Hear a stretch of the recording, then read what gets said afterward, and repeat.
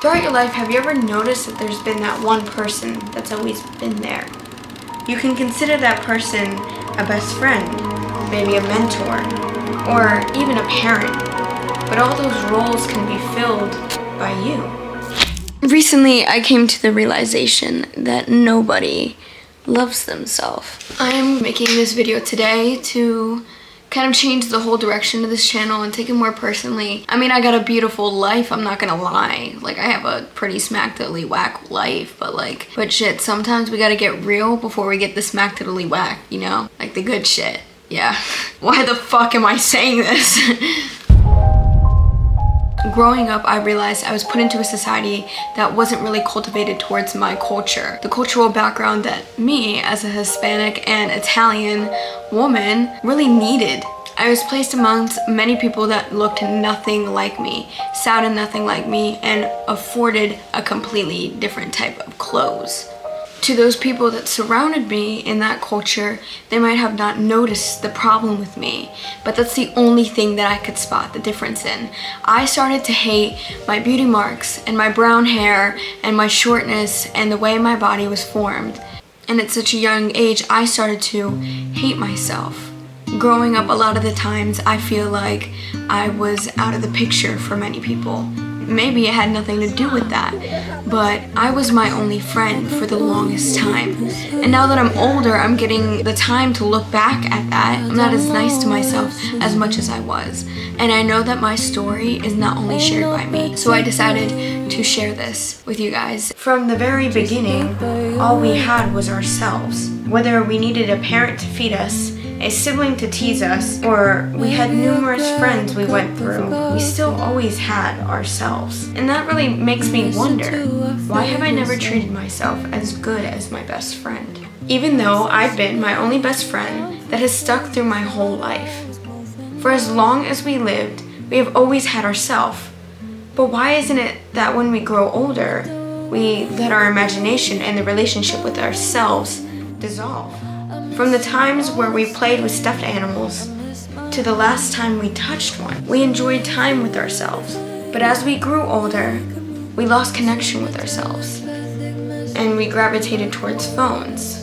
And those moments away from our phones, we found something to distract our minds, to take away our thoughts, to take away us from ourselves. It's almost as if we put the child in us on mute, only to let them come out when we're with people that make us feel comfortable. These same people allow us to show all sides of ourselves, the ones we even keep from ourselves when we're alone. But sometimes that laughter is only seen with other people.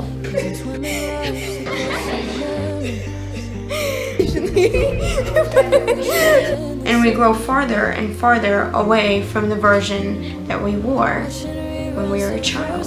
And yes, you can play victim and blame society. Maybe it's others' expectations of you needing to grow up. Whether it be your parents, family, or even your friends.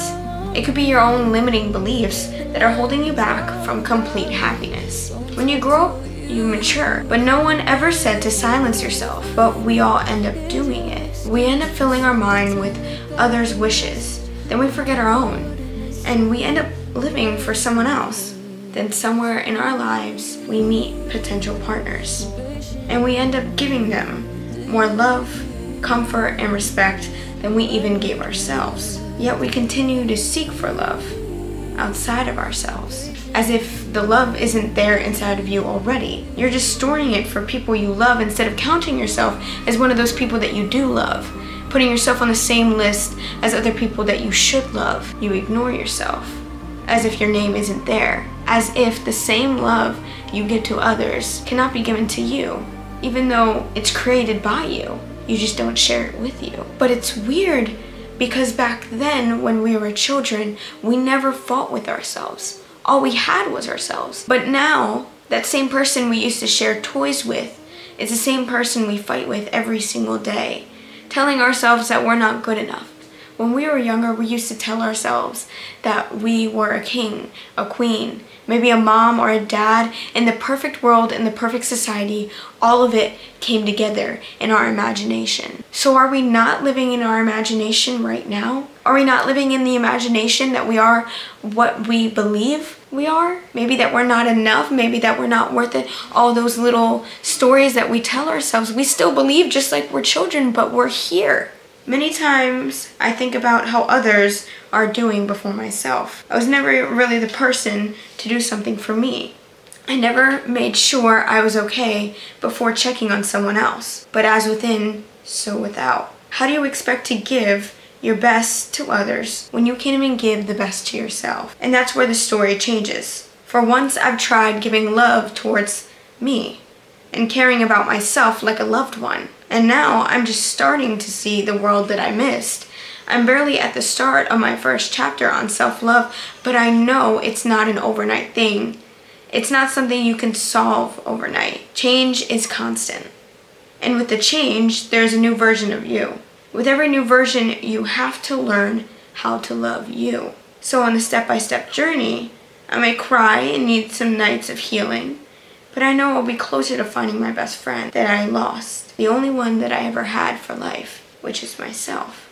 Maybe if we lived in less of fear, we maybe would learn how to love ourselves a little bit more.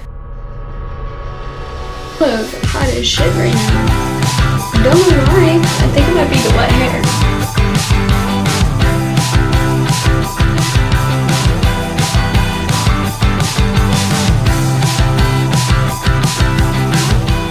Like a heart-to-heart thing. I want to do this shit more often because we're all freaking human. Yo, I could fall asleep right now. Yo, my mom's in the car. Oh my god, I need to get out. My mom's about to beat my ass.